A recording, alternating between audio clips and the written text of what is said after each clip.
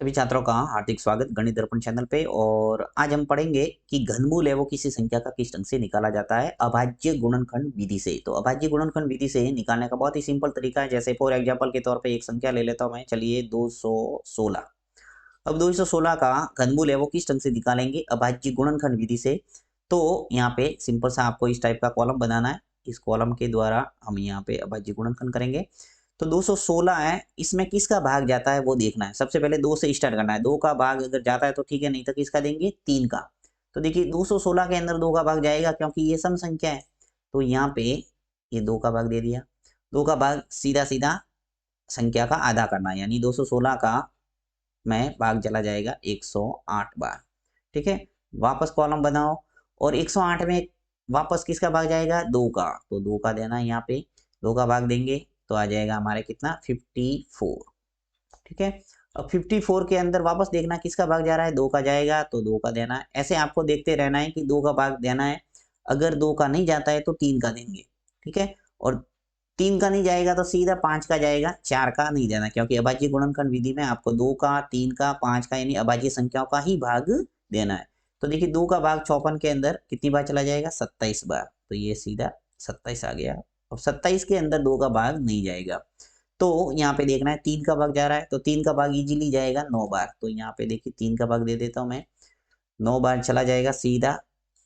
3 का टेबल 9 बार बोलते हैं तो क्या आता है 27। तो ये आ जाएगा 9।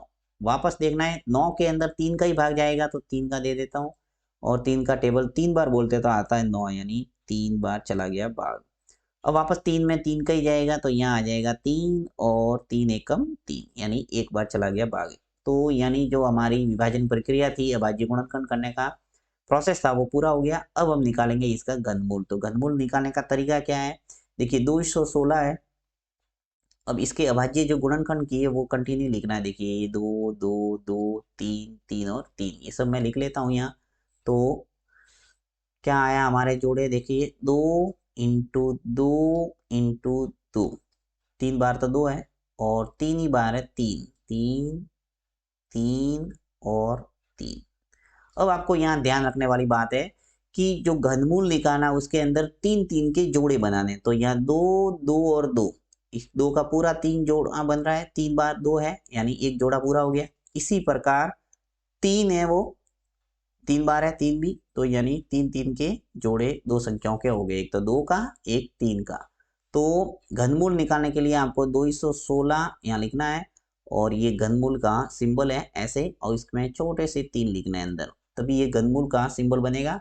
अगर आपने 3 नहीं लिखे ये तो ये वर्गमूल को दर्शाता है, तो इसलिए आपको 3 लिखना जरूरी है। तो 3 यानी लिखने के बाद वर्गमूल का सिंबल बनाएंगे तो ये हो जाएगा घनमूल, यानी 216 का हम घनमूल निकाल रहे हैं।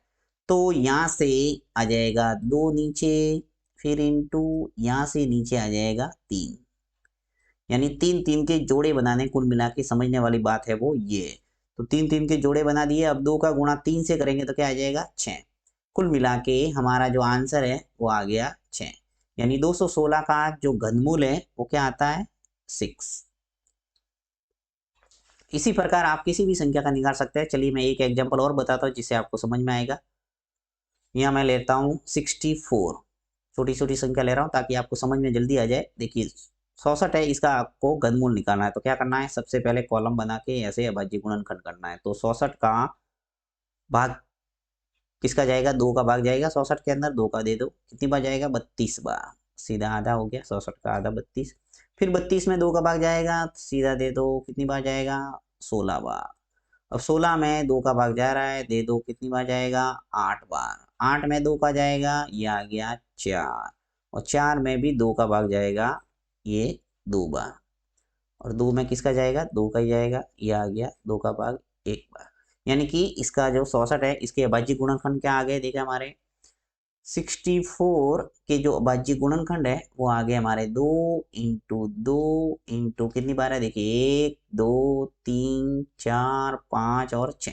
तो 6 बार लिख लो, 3 बार हो गया 4 5 और ये 6 बार। ठीक है, अब इसका घनमूल निकालना है तो वही घनमूल के सिंबल में इसको मैं फिट कर दूंगा, ये आ गया 3।